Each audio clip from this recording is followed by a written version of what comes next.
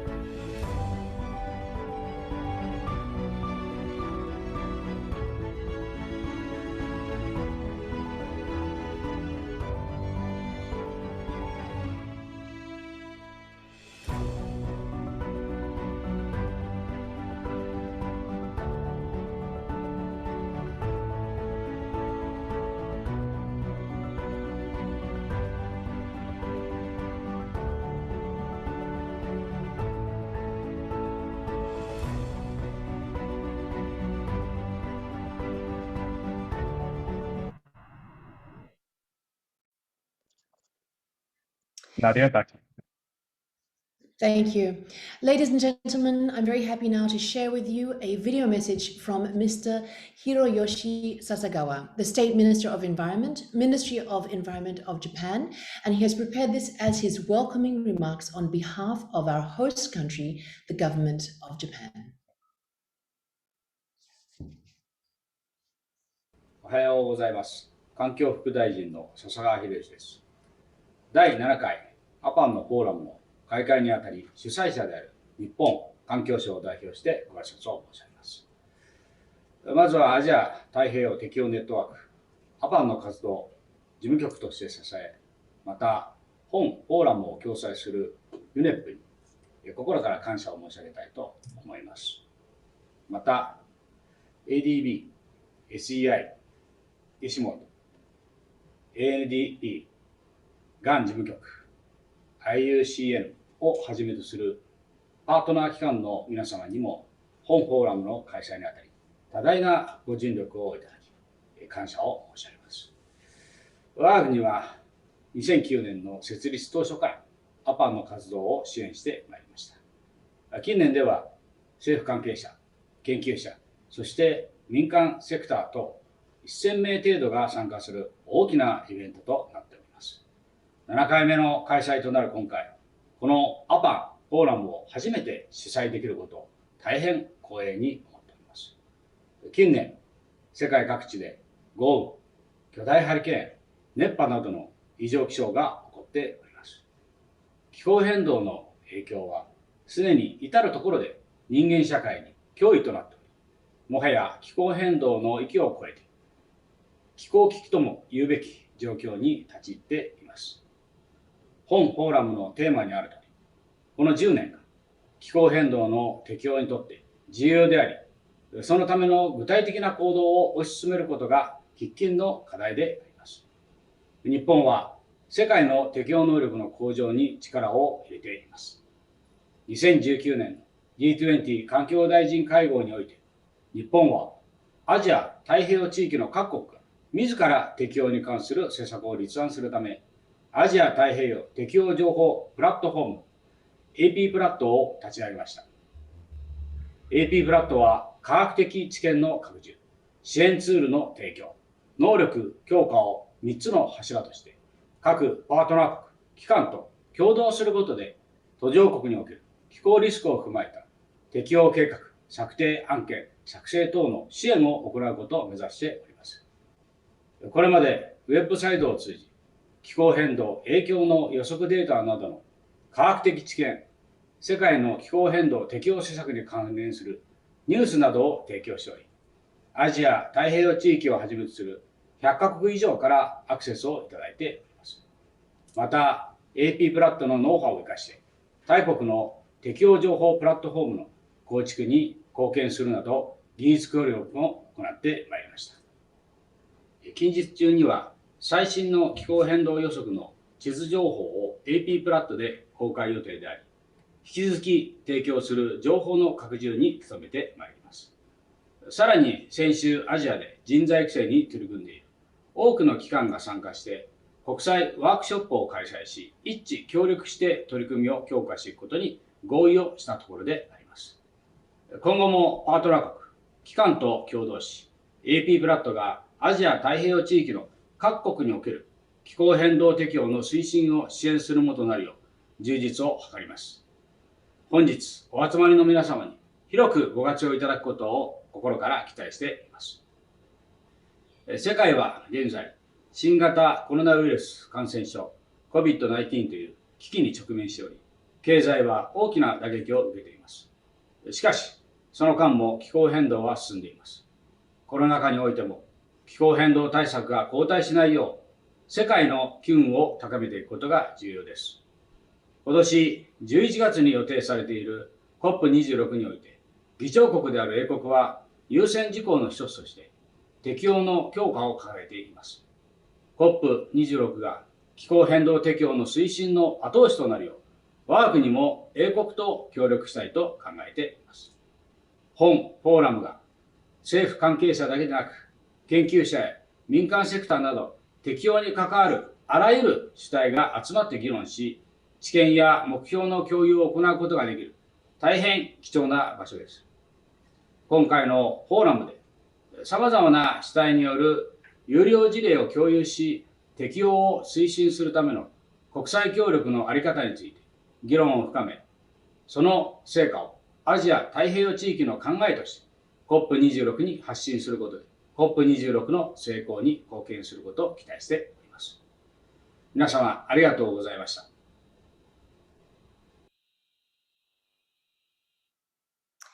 Thank you very much, Mr. Sasagawa, for those very poignant and timely remarks. They're also very encouraging as well. Let me now introduce our next speaker, Ms. Dechen Tsering, UN Environment Programme's Regional Director and Representative for Asia and the Pacific, to give her introductory remarks on behalf of the APAN Secretariat. Ms. Tsering, the floor is yours. Thank you very much, Nadya. Excellencies, ladies and gentlemen, on behalf of the United Nations Environment Programme, it is an honor to welcome you to the 7th Asia-Pacific Climate Change Adaptation Forum. This year, for the first time in its history, the forum is being held virtually. This change in how we hold meetings has, of course, been a result of the COVID-19 global pandemic, but meetings are far from the only things that COVID-19 has forced us to reevaluate. The pandemic has compelled nations to rethink their economies and their national priorities, not least the centrality of a healthy environment to a healthy people. As a result, many countries in Asia and the Pacific have committed to build back better, invest in a green transition, and have also committed to carbon neutrality. Ladies and gentlemen, the world is facing a triple planetary crisis: climate change, nature loss, and pollution. This year's forum theme, Enabling Resilience for All, the critical decade to scale up action, reflects the urgency of action in the face of these crises. Since 2010, the forum has grown to become the primary regional platform on climate change adaptation for scientists, financial institutions, youth, civil society, international organizations, private sector, and government representatives from over 50 countries. This 7th edition is an opportunity to elevate the region's voice on the challenges we face. What we achieve at this forum will help tackle each of these crises with a set of recommended actions on how to expand climate change adaptation in Asia and Pacific. These recommendations will bolster regional contributions to both the UN Framework Convention on Climate Change, the 26th Conference of Parties that will be held in Glasgow, and the UN Convention on Biological Diversity, the 15th Conference of Parties that will be held in Kunming later this year. Over the next 5 days, you will share your knowledge and experience and work together towards practical solutions needed to address climate change. You will also share your goals. I would like to thank all our APAN partners and members for your continued efforts. I would like to express my gratitude to the Ministry of Environment of the Government of Japan for their steadfast support to APAN since its inception, 2009. And I would like to thank the distinguished speakers and panelists we will hear from in the coming week. I wish you a very collaborative and productive week. I thank you for your kind attention. Thank you very much, Ms. Tsering, for that very comprehensive introduction. It's time now for us to welcome our next session, which is the high-level plenary on resilience for all, the critical decade to scale up action, This session will discuss the urgency to scale up climate change adaptation action to build resilience for the Asia-Pacific region. This session will also discuss how we can step up our climate adaptation efforts and consider how we can factor in climate adaptation and resilience building into the decision-making process. Now, before I pass to this session's moderator, let me invite you to watch a keynote message from Ban Ki-moon, the 8th Secretary General of the United Nations and the lead of the Global Commission on Adaptation. Distinguished ministers, excellencies, ladies and gentlemen, I express my gratitude to the United Nations Environment Programme, UNEP, and the Asia-Pacific Adaptation Network for having me as the keynote speaker of this distinguished forum. Our planet's climate is changing. Hundreds of millions of people are living with the consequences from recurrent droughts that drive farmers off to their land, to coastal cities battling with rising sea levels.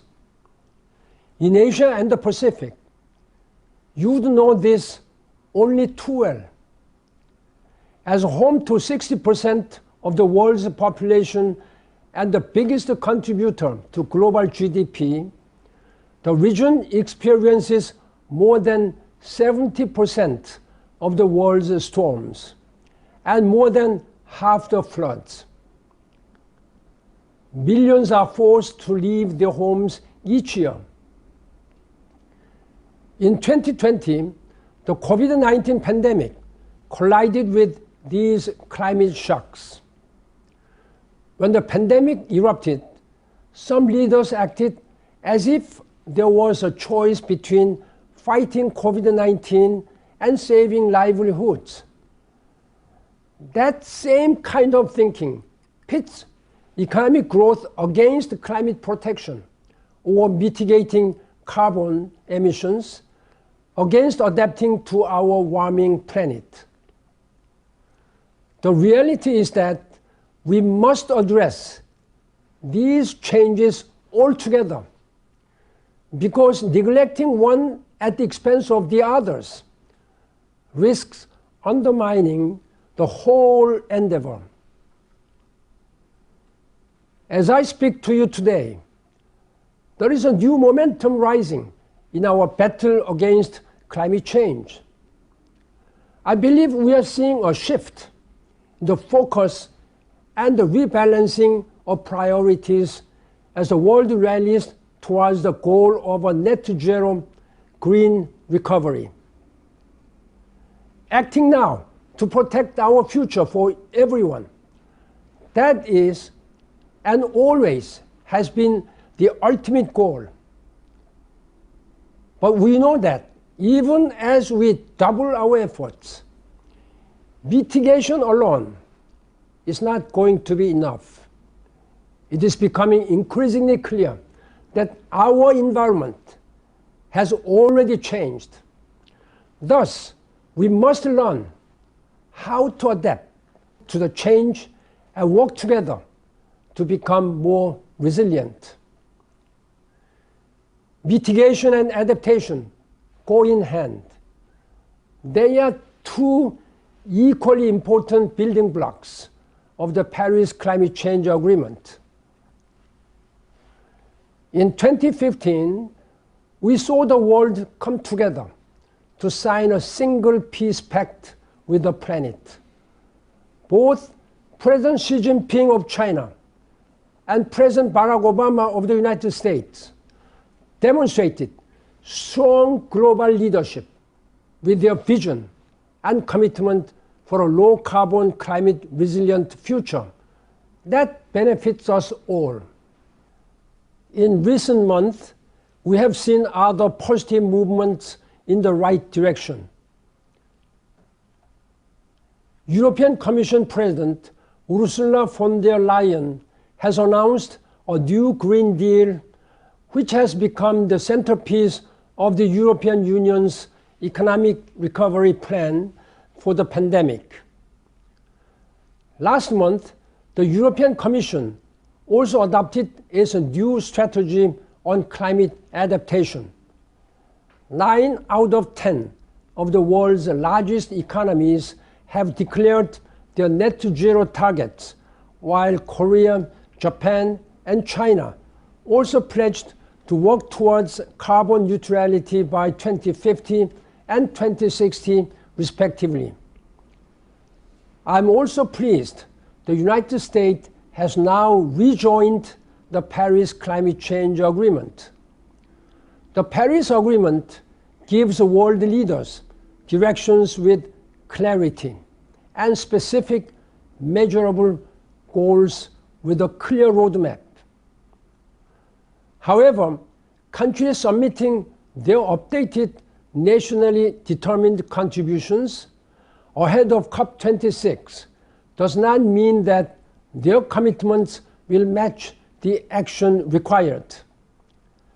We need to redouble our efforts now before we are past the point of no return.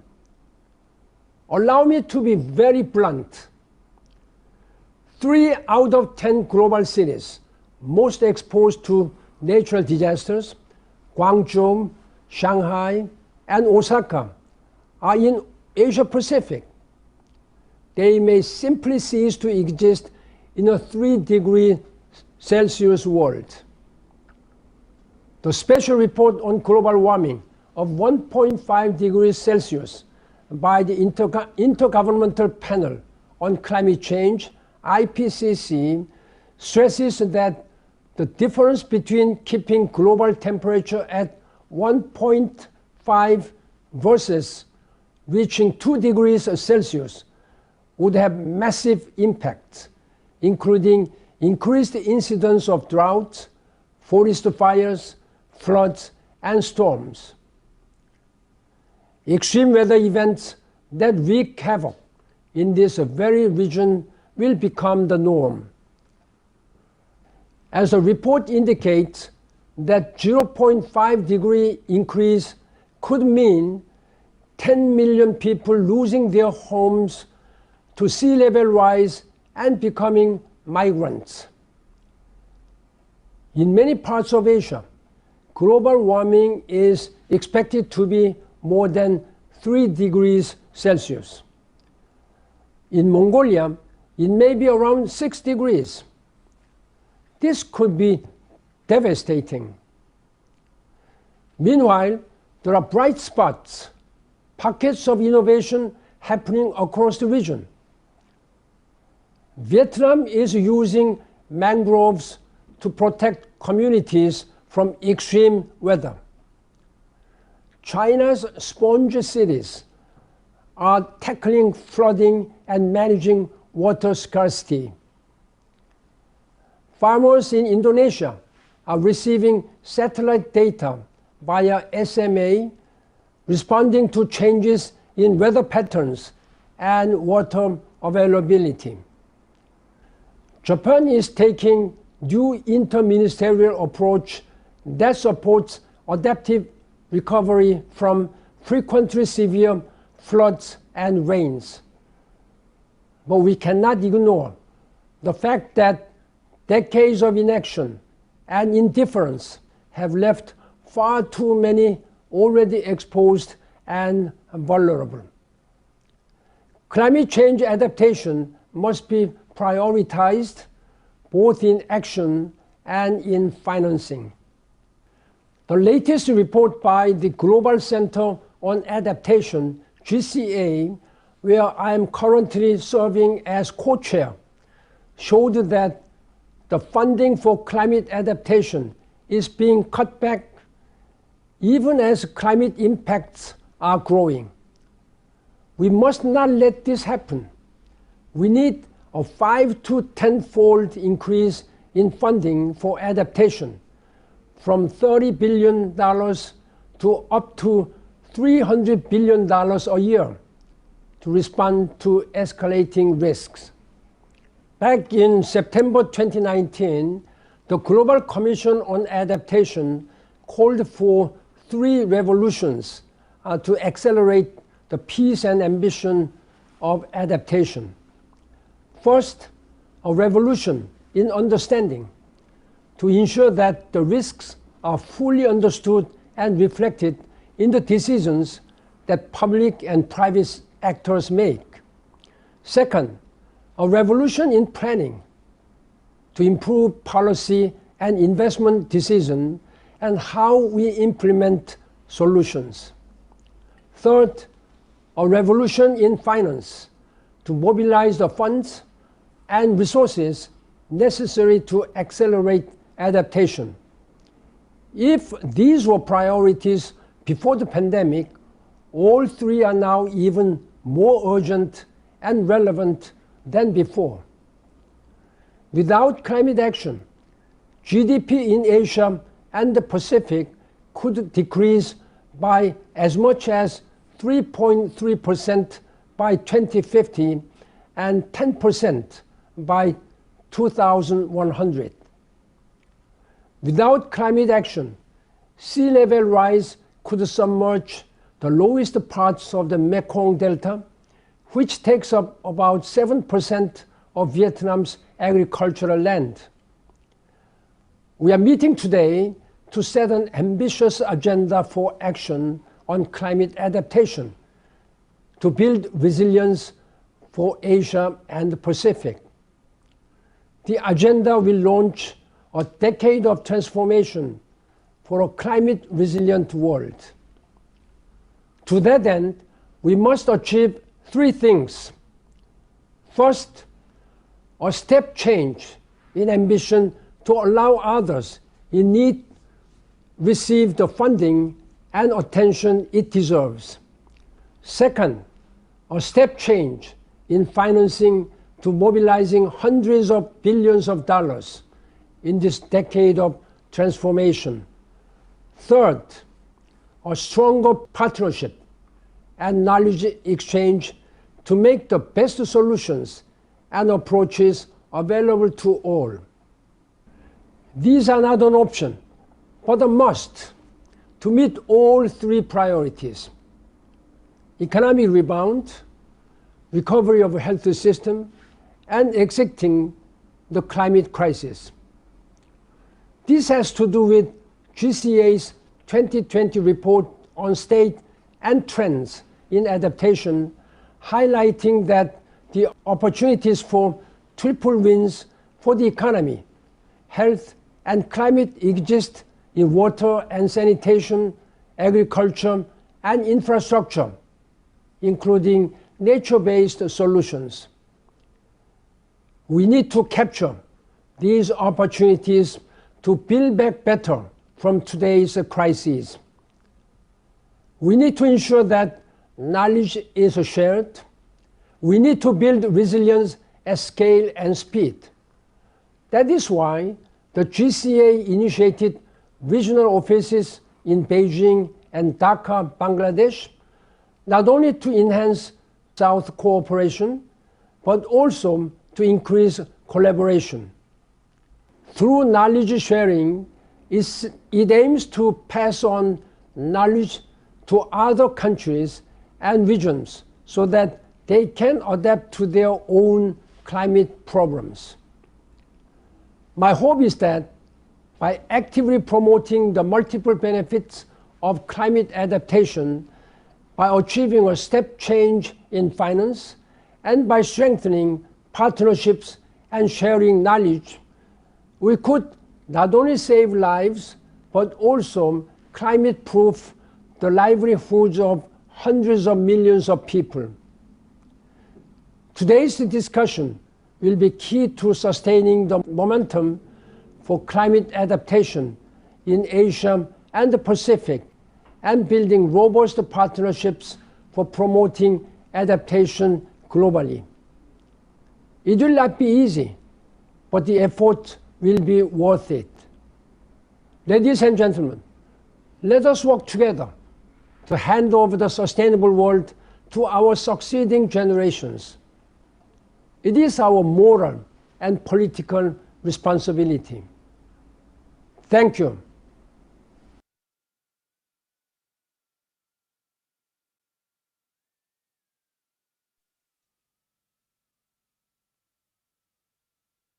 Thank you very much, Ban Ki-moon, for that very important and sobering message. And what's really important there to remember is that it is an ambitious, or what is needed is ambitious action, and rather urgently as well.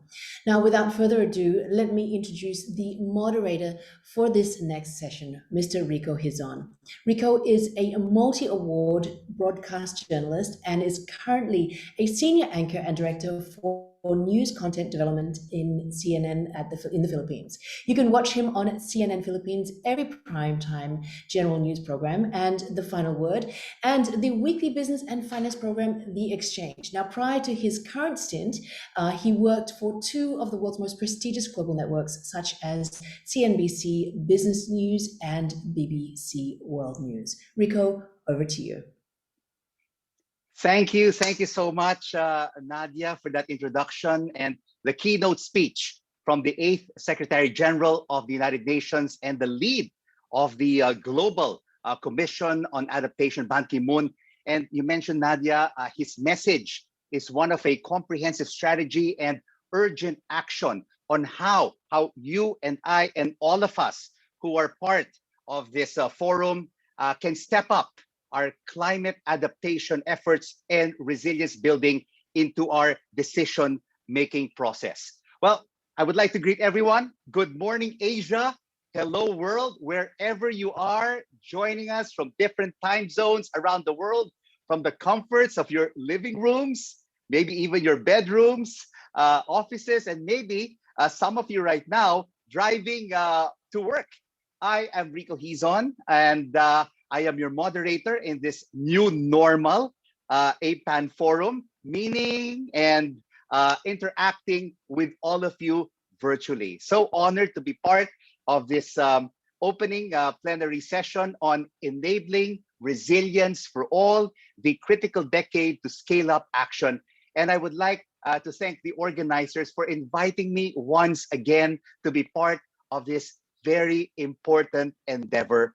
I'm right here in Manila, and it is really wonderful to see hundreds of delegates right now watching us online and virtually for this plenary session for the 7th Asia Pacific Climate Change Adaptation Forum. And you know what, Nadya, I really wish we were all under one roof, just like the previous forums, interacting personally with each other.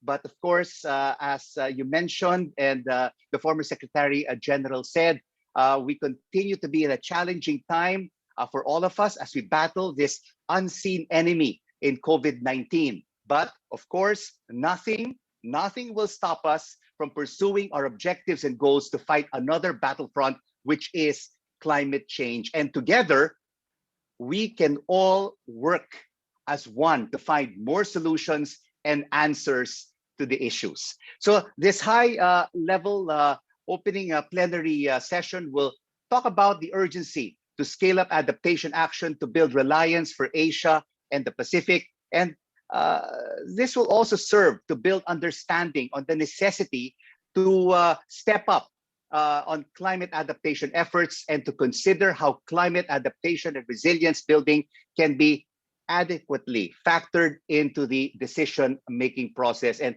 this is expressed through the UN Decade of Action to deliver on the global goals and the UN Decade on Ecosystem Restoration, which aims basically to prevent, stop, and reverse the degradation of ecosystems. And the next 10 years will be crucial to build resilient societies and nurture human well-being. A transformative recovery from COVID-19 is also to be pursued, addressing the roots of the crisis, reducing and mitigating risks from future potential crises in the fight to end poverty, combat climate change, and prevent a mass extinction. So let me now introduce to all of you, all the hundreds of participants and delegates who are joining us today in this APAN forum, our very distinguished plenary session panelists. And joining us today is the Assistant Secretary General of the United Nations and Deputy Executive Director of the United Nations Environment Program. Let us all please welcome Ms. Joyce Misuya. Hi, Joyce. Welcome. Hey, thank you very much, Rico. Thank you. And good morning, participants. Warm greetings from Nairobi. Oh, thank you so much for joining us from Nairobi, Joyce. What time is it right now in Nairobi? It is 6:37 a.m. Oh my gosh, it's bright and early in Nairobi, Joyce. Thank you so much for joining us for this opening plenary session. And our next panelist is the United Nations Secretary General Envoy for Youth, Miss Jayatma Wikramanayake. Hi, Jayatma, how are you? Hello, Rico. I'm good. Thank you very much for having me. Nice to see you as well, Jayatma, Joyce. where are you joining us from? And what time is it where you are in the world? I actually arrived in Sri Lanka 2 days ago. So I'm in my mandatory quarantine right now. So I'm in the region. So very happy to join from here, not from New York. Okay, we are all in the neighborhood of Asia Pacific for this APAN forum. And from the Ministry of Environment of Maldives, His Excellency Minister Hussein Rashid Hassan. Minister Hassan, hello, how are you? Good morning to you. Are you joining us from the Maldives? Hello, Rico. Good morning. Yes, I'm in the Maldives. I'm joining you from my office. I'm in the Maldives. Okay. Yes. Well, we wish that we were all under one roof, either in Singapore, Bangkok, or in Manila for this APAN forum. But we are now all joined virtually by hundreds of delegates who want to really find out your thoughts about climate change adaptation. So Joyce, let me start off with you. I mean, we heard the message of the former Secretary General Ban Ki-moon. He has several action plans. In your view, what is the urgency for scaling up actions for climate resilience, particularly here in the Asia Pacific region? Thank you very much, Rico. Nice to see you again. I think to answer your question first by what and how we in UNEP see it, I think the answer really is about the cost of inaction against the cost of action. And if you look at the Asia Pacific region, for example, the warning signs are flashing red. I mean, the science has already spoken. There is a real risk that the cost of adapting to the crisis will soon outstrip the amount of finances that are available for adaptation. So we need to move very, very fast. This is a race, and already we are currently losing the race. So let me give you very specific numbers to demonstrate the urgency of the actions. If the Asia Pacific region fails to adapt, then we can expect to see a sharp rise in poverty. This particular region has actually a very good story in how poverty reduction efforts have succeeded. But also we are seeing the real risks of hunger, inequality, in a part of the world that is already home, as we have heard from former Secretary General Ban Ki-moon, to more than 450 million hungry people. Yeah, so the numbers are quite disturbing. And then without climate action, GDP in Asia and the Pacific could decrease by as much as 3.3% by 2050 and by 10% by 2100. So clearly we need to act, and we need to act very, very soon. So that would be my quick response to your question, Rico. Just a follow-up, Joyce. No, you mentioned about the cost of inaction, and we're losing the race, and the problems that we are currently facing. Is this have we been set back because of the COVID-19 pandemic? Absolutely. I mean, if you look not just globally, but also if you focus on the Asia Pacific region, the COVID-19 pandemic has had, one, a humanitarian toll, and then two, most governments have had to shift resources from, for example, development plans to actually address the humanitarian, and we're not out of the woods yet. So the real impact of the pandemic is, in terms of actual data, is still evolving. On the sort of encouraging signs, there is quite a bit of stimulus packages that are being put together. And there we have a real opportunity to actually integrate some of the green interventions towards climate change. Thank you. And Joyce, another follow-up to that. Now, what specific action initiatives, immediate actions, and strategies have to be implemented to be able to answer these very important issues on climate adaptation? I would say three strategies. Yeah, one is, for example, in the case of UNEP, we have already last year we released a scientific study to actually show the links between zoonotic studies as well as environmental issues. So one is to understand the interconnectedness of issues. The science has spoken. The second, with all these stimulus packages that are being put together, with all the economic recovery initiatives that different governments in Asia Pacific are undertaking, there we have a real opportunity to actually embed adaptation initiatives so we can address the triple crisis: climate, biodiversity loss, and waste and chemicals pollution in one package. And lastly, I would say collective action. Governments have a role to play, but so do private sector, and so do stakeholders. And I'm super delighted to see a representative of youth as part of this panel. Over to you. So, So I'd like to ask now, Jayatma, how important is the youth right now in this collective action that Joyce mentioned?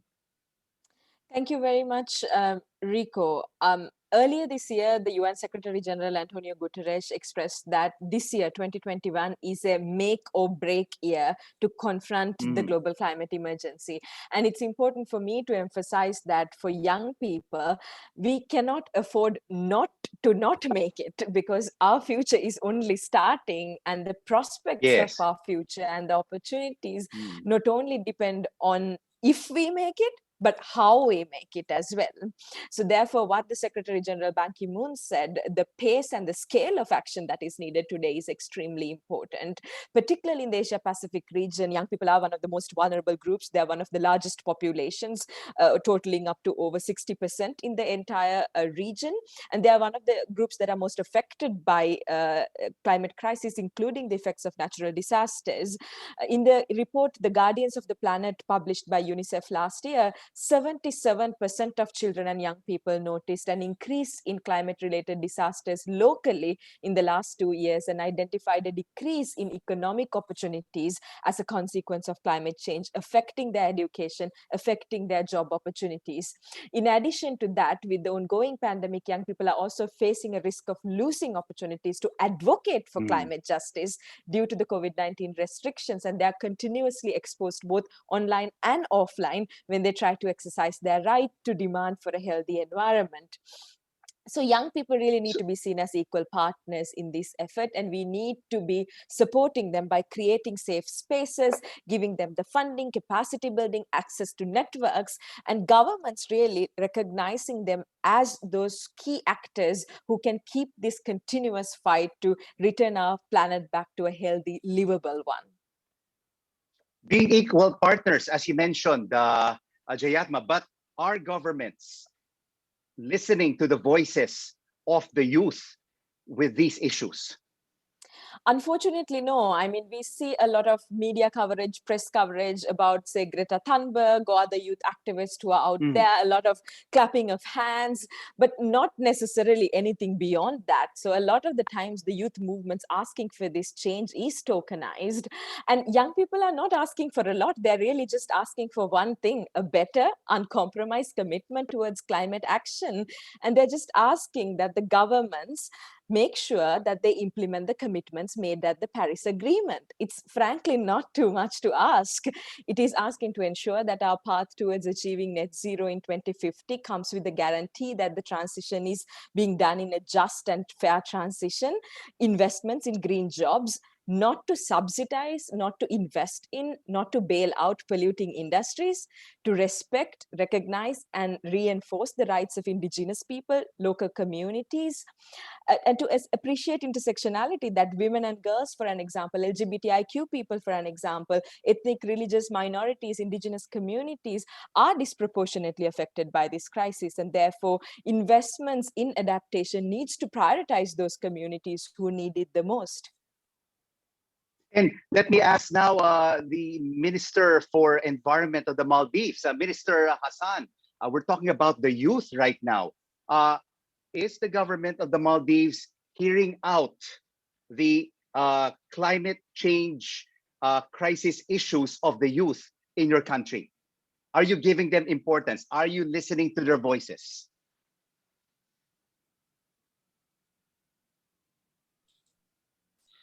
The answer is yes. The Maldives is actually a very young country if you consider the population. The majority of the people in this country are youth. So we naturally have to listen to them. They are the future of this country. And it's a big challenge, you know, as other speakers have said, the biggest challenge is to how we go about actually addressing the climate change problem. And the bottom line is we all have lists, you know, we all have programs, but to finance this is the key challenge. Without the finance, these plans are just not even worth the paper it's written on. I think that's the challenge.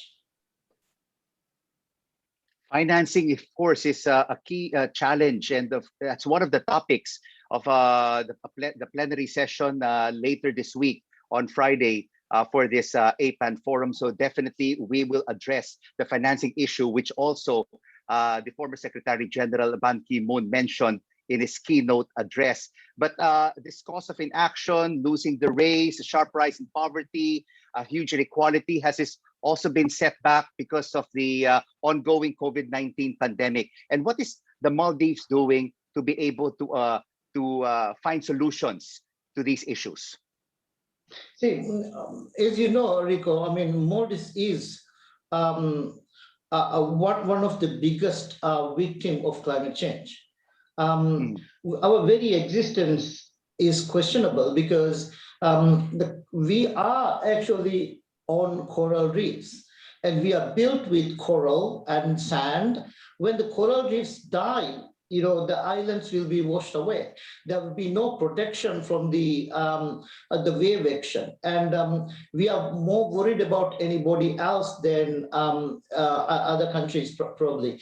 And also, naturally, we've been here for thousands of years. So as a nation, we are very determined to adapt to the situation and be here in this archipelago. We really do not want to be refugees elsewhere, you know. So for this reason, this is more important for us, for our youth, for our people. This is an existential threat.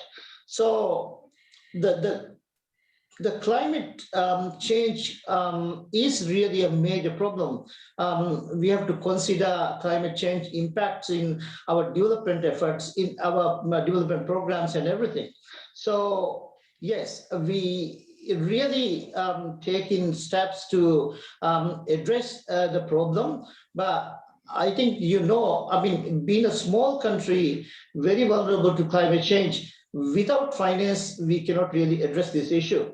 Yes, we take in measures to protect our environment. We are protecting the islands. We are conserving the islands.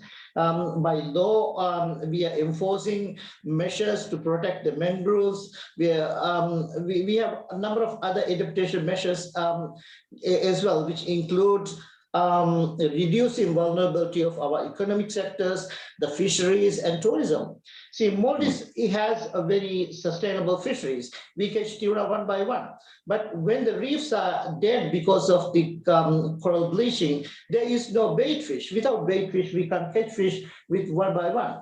Then again, when the coral reefs are dead, tourist arrivals will be reduced because they are not coming just to enjoy the white beach, but also the undersea habitats and the nice scenery, nice garden under there as well. So protection of biodiversity is very important as well, but climate change is actually changing everything. And health may become a really big issue as well with the reemergence of new diseases. So we have to take steps to do that as well. So there's health risk associated with climate change as well. And the protection of coastal area is very important because with increasing climate events, flooding and coastal erosion has become more common. And to provide any satisfactory level of coastal protection, it's going to cost $8.8 billion. This is really not a small amount of money for us. So for us, it's very important to deal with this issue as an international crisis. We are living through a climate emergency, and I believe as developed country has promised to developing countries, they have to provide this finance. Without this finance, SIDS like us, coral atoll nations like us, will have to face an existential threat.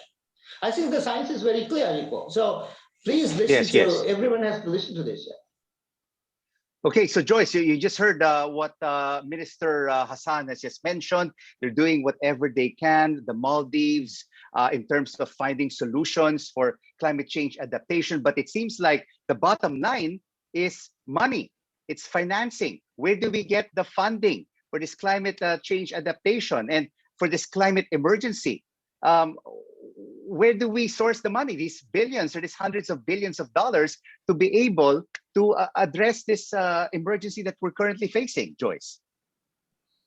Thank you very much, Rico. So yes, I would absolutely echo, and I understand where Minister Hassan is coming from on financing. I think one is on the encouraging side, what we are seeing, especially following the Paris Agreement, different financing partners are coming together actually to pool resources. But the scale of the challenge is daunting compared to the resources that are available. We also think in UNEP, for example, and I'm glad Minister from Maldives alluded to nature-based solutions. There are some low-cost interventions that can help address climate resilience action. We know, for example, from science that nature is absolutely central if we are going to respond adequately. Actually, in Asia-Pacific region, there are some very interesting initiatives. More than half the countries in Asia-Pacific region say that they will implement nature-based solutions like mangroves restoration, which the minister spoke about, as part of their NDCs. So that is an encouraging sign. We're also seeing some countries that are already piloting nature-based solutions in their cities as part of efforts to adapt to the climate crisis.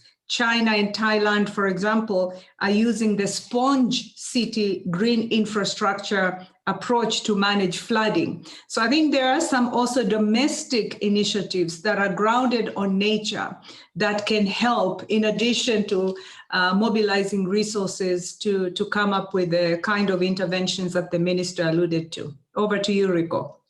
And Joyce, despite, of course, the limitations of funding, because, of course, all over the world with this COVID-19 pandemic, a lot of businesses have either lost money or shut down. Revenues of government have been cut down and been reduced because of lack of tax revenues, and also to be able to fund the COVID-19 response. And at the same time, the climate change initiatives. You have to be really creative during these trying and challenging times in terms of climate change resilience. Absolutely. I like very much, Rico, the way you ended your intervention, creativity. And I mean, if you look globally, the Asia Pacific region, when it comes to many innovations from technological to nature-based solutions, this is a region that actually plays a leadership role. So we in the United Nations Environment Programme very much look forward not only to support governments in Asia Pacific region, but also to learn some of the innovations that I've alluded to. For example, just the mangroves restoration in the region. The story is quite rich. The sponge city, the green city that I alluded to. Again, these are the kinds of interventions that we can continue to support. Over to you. And of course, Jayatma, the youth will play a big role in these initiatives, particularly in terms of innovation. Yes, definitely. I think particularly on the financing part, recently the Secretary General's Youth Advisory Group on Climate Change actually hosted a global consultation with young people from around the world to gather their input. And one of the things that came strongly there is that young people are asking for a better commitment in public financing for climate action, where 50% of climate finances should be dedicated to resilience and adaptation. And as young people, particularly those who are in the global south, they understand that adaptation finance is critical to enhance adaptation planning and implementation and limit climate change damages. While adaptation could cost maybe high for developed countries in absolute terms, its burden is higher for developing countries.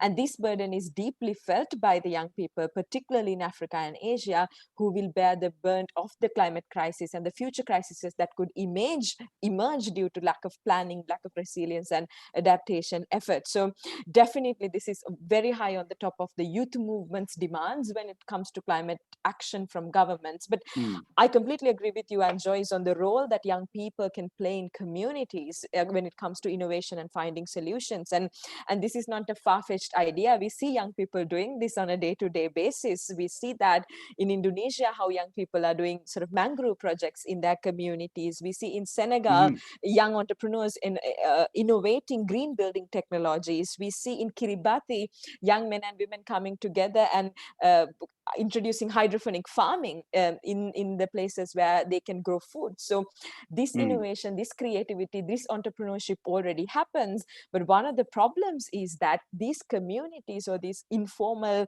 grassroots organizations often lack access to funding, lack access to resources, lack access to decision makers. And I believe that majority of the funding that needs to empower the communities and build resilience in communities needs to go directly to those communities itself. And those communities needs to be empowered to use that funding in a way that makes most sense to those communities to protect themselves from future damages and future crises and safeguard the future of the future generations. So what we need right now, Jayatma, are youth. Look at this artwork behind me. We need youth heroes. We need youth champions to be able to move forward on this agenda.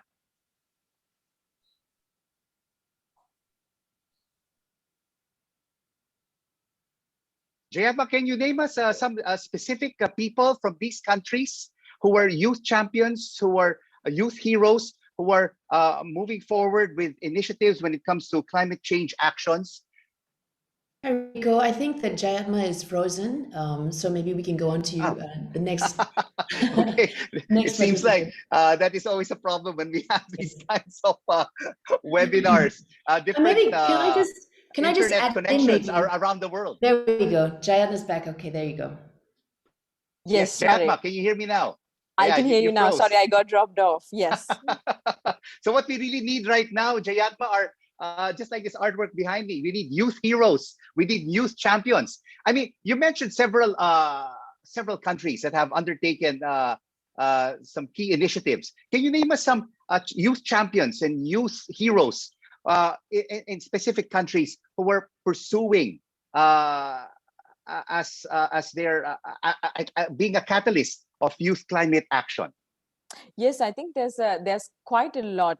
Actually, when I had this very interesting experience with, for an example, the Fridays for Future movement, where I was interacting with them, and I was kind of asking, so who are your leaders? Who is leading this movement? And they told me something interesting. They said, our movement do not have leaders. We are just a bunch of ordinary people coming together to do extraordinary things.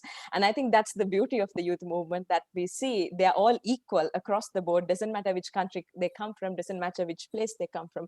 But there are also some very inspiring, I think, spokespersons for the movement, particularly in the region. We see in India, a 9-year-old climate activist, Lucipriya Kunjum. We see in Indonesia, the 2 young girls who founded, for an example, the Bye Bye Plastics movement. So there's a lot of sort of emerging leadership. And particularly, I think I will not be doing justice if I do not say this on International Women's Day. Majority of the young women who are leading the climate movement are young women and girls. And I think we do need to recognize that leadership. As much as young women and girls are most disproportionately affected by the climate crisis, they're also the most resilient, and they're also the ones who are coming up and taking leadership.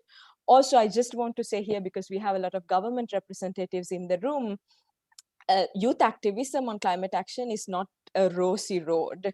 Particularly during the COVID-19 crisis, we have seen increased censorship, arrests, detention, and retaliation against young climate activists who were speaking up on climate action and who were holding their governments accountable. So as much as we celebrate youth activism, I also urge and plead to the governments who are here to also protect those young activists and provide them with safe spaces to continue their advocacy and activism. And of course, to you, Jayatma and Joyce, and all the women and girls watching us right now in this opening plenary session, happy International Women's Month to all of you. And of course, Minister Hassan, if you were asked to prioritize one climate risk and pick only one solution, what would that be? Rico, I think Maldives being a coral nation, and also 80% of our country is actually below 1 meter from sea level. So you can understand the vulnerabilities that we have. So I think our choice, my choice particularly, will be raising the periphery of the islands. Because if we cannot protect the islands, our very existence is actually in question. So then living on water is quite normal thing. I mean, most expensive resorts in the Maldives, much of the habitation rooms are over water.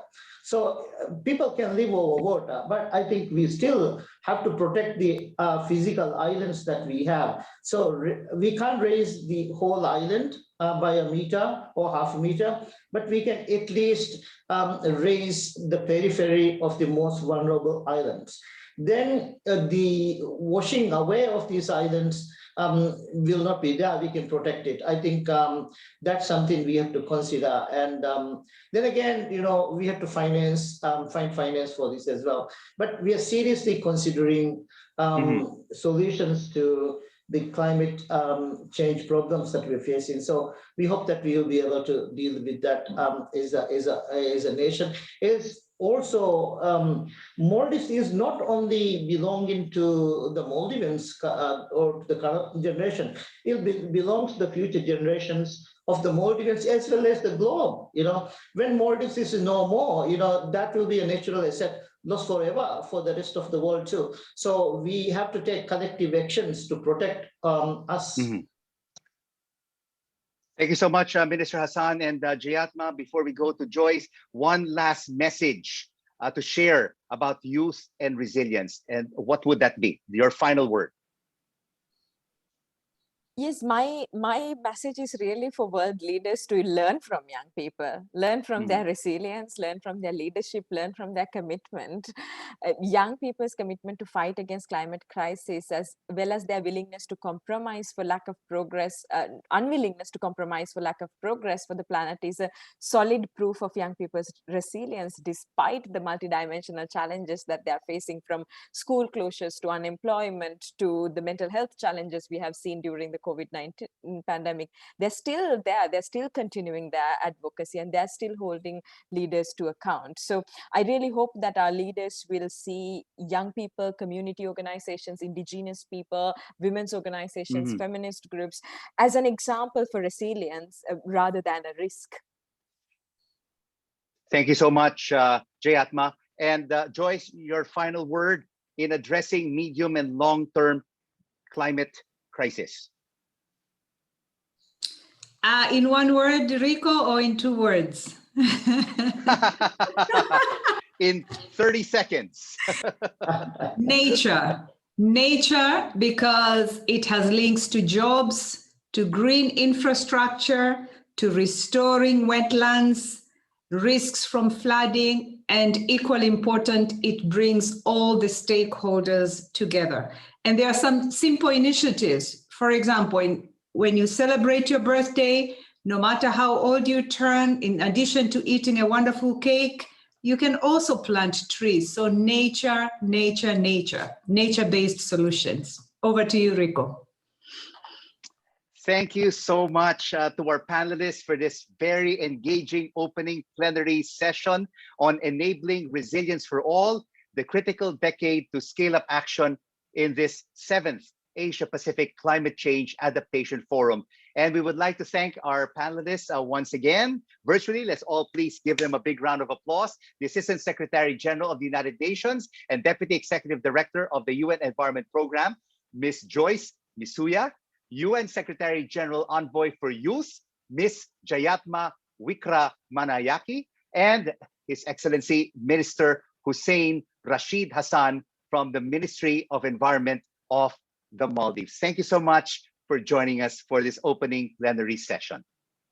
And joining us now for her visual storytelling, let us all please welcome the co-founder of For the Future. Let's all listen to Isa Barte.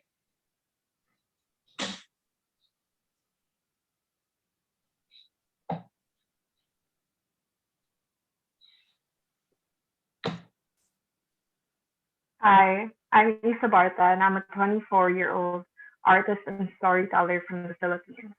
And last December, me and 5 other artists across the Asia and Pacific wrote you a letter. The letter was a mix of words and photos depicting the stir of both our frustrations of seeing our natural world collapse in front of our eyes and desperation for you to help us out. We know us young people can only do so much.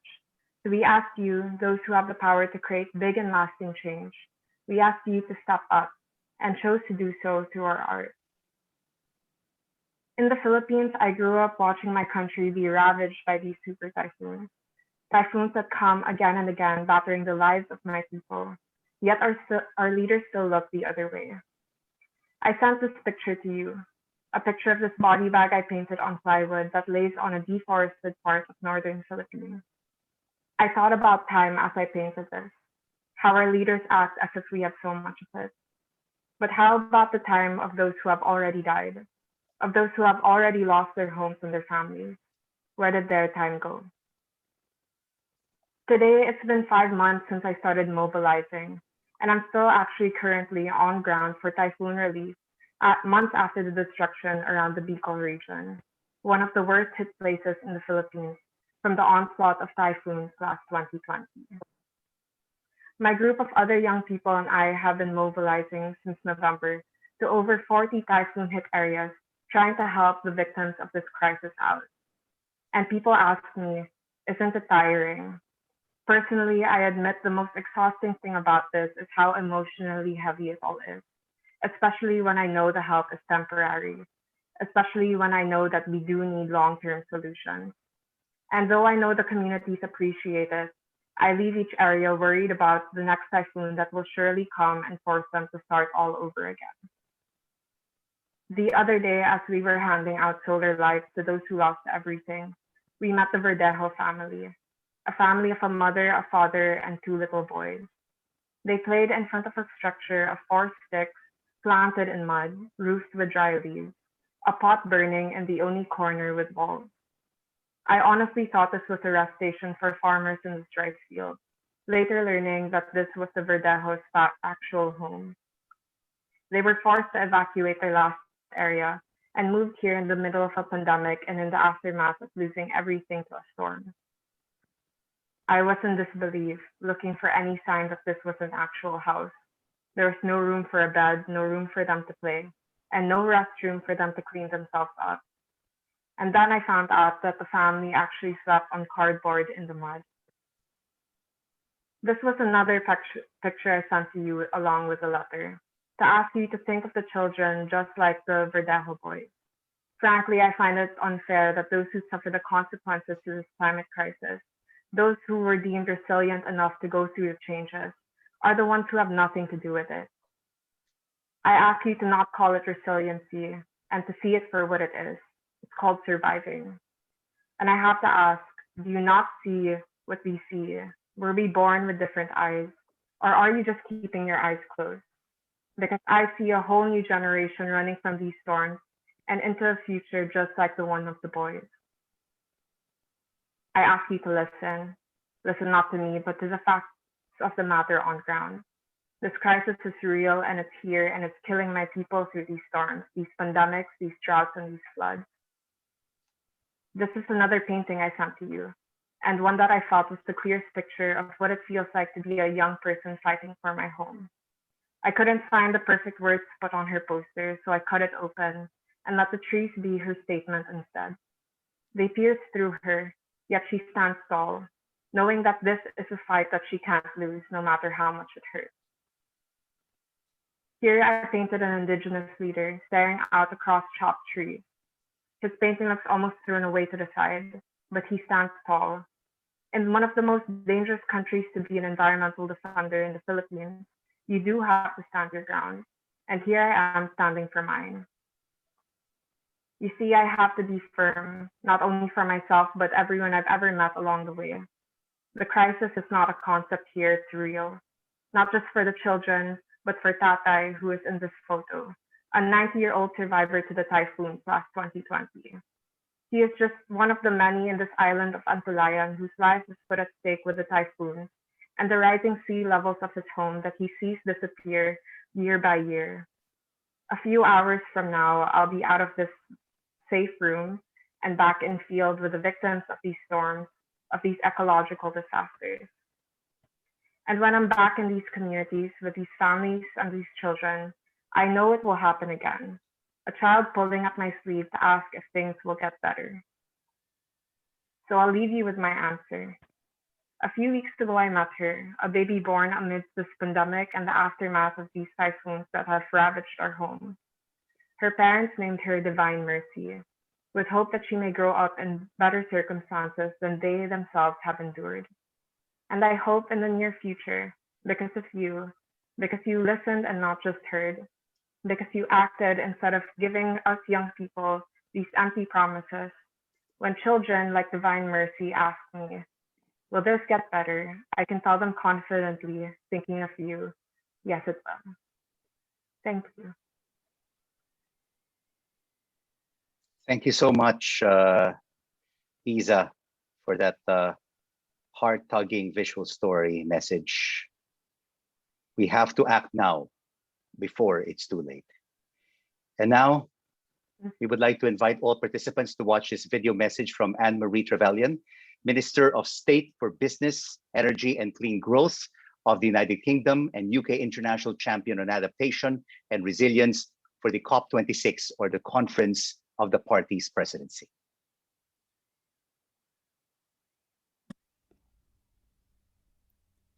I'm thrilled to be invited to address the participants of the 7th Asia-Pacific Adaptation Forum to discuss a very important issue: scaling up climate adaptation action now to ensure resilience for all.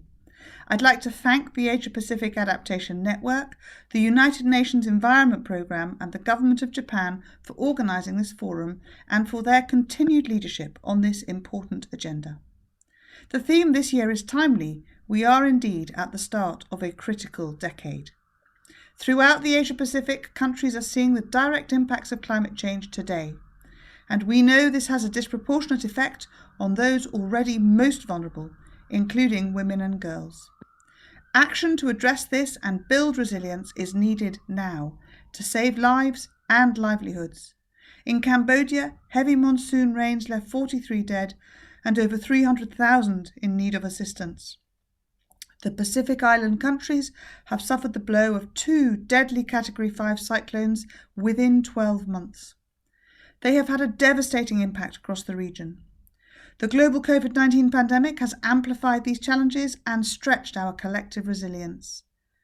A tragedy like this underscores the urgent need to build back better with a resilient and inclusive recovery. During action on adaptation and resilience is a priority for COP26, which is why the UK's Prime Minister recently launched the Adaptation Action Coalition in partnership with Egypt, Bangladesh, Malawi, the Netherlands and St. Lucia. This will support countries to convert political commitment into tangible delivery on the ground. And I invite all countries in the Asia-Pacific to join us in this coalition. However, we know states cannot tackle these challenges alone. Mobilising businesses, investors, cities and civil society, the UN high-level champions have established a race to resilience to ramp up climate action and strengthen the resilience of 4 billion people in vulnerable communities by 2030. Indeed, much of the most innovative and impactful adaptation work is seen at the local level. Empowering local stakeholders means those on the front line can address their own needs, often at lower costs and with greater speed. In the Philippines, we are supporting New Clark City to integrate the use of natural defences into their planning to reduce vulnerability and build resilience to natural disasters. As a fellow founding member of the Adaptation Action Coalition, Bangladesh is a striking example of how effective adaptation can reduce the impact of extreme weather events. Through better disaster preparedness, they have reduced mortality from 300,000 deaths from Cyclone Bola in 1970 to only 5 deaths from Cyclone Fani in 2019. We know there is great progress being made, and we must share this in a coherent way, and adaptation communication provides a useful opportunity to do this. So, ahead of COP26 in November, I urge all Asia-Pacific governments to focus on setting out their own progress by coming forwards with adaptation communications. I would like to thank you all for helping us to deliver a successful COP, because by working collectively, we can help the world to adapt and build that much-needed resilience to the impacts of climate change. Thank you. Thank you so much, Anne-Marie Trevelyan, Minister of State for Business, Energy and Clean Growth of the United Kingdom and UK International Champion on Adaptation and Resilience for the COP26. And that wraps up my session for today. And wherever you are, always stay safe, stay healthy, and follow minimum health protocols. Mask up, keep your physical distance, always wash your hands, and sanitize. I'm Rico Hizon, your moderator for the opening plenary session. Back to you, Nadya. Thank you so very much, Rico. Now, Joyce had mentioned that the scale is absolutely daunting, and Isa's story was so powerful that I felt the physical pain in my chest as she was telling her stories and showing us those images. Now, it's so easy to switch off because in all reality, it hurts to care. So we need to have the tools of inner resilience and well-being so that we can move from apathy to empathy and into ambitious adaptation action. Now, science tells us that to access those creative and innovative parts of our mind that we were talking about earlier, we need our minds to be calm and centered. So please do make sure to look out for yourselves. And thank you so much for joining us for the opening of the 7th Asia Pacific Climate Change Adaptation Forum.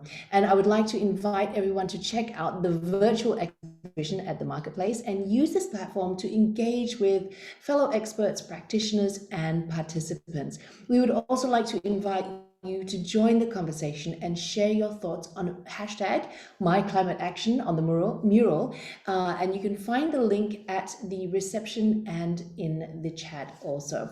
Now, the workspace is divided according to the forum's 5 enablers: climate governance and policy, planning and process, science and assessment, technologies and practices, and finance and investment. On the sticky notes under each enabler or across them, write down what tangible actions you are taking to address the climate crisis and secure a resilient future for all.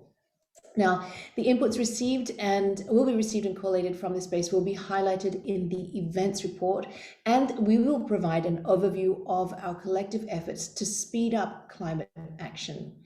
Thank you all so very much, and please do look after yourself and have an amazing rest of the day and indeed rest of the week. I'm Nadya Hutagalung. It has been an absolute pleasure to be your MC for this opening plenary.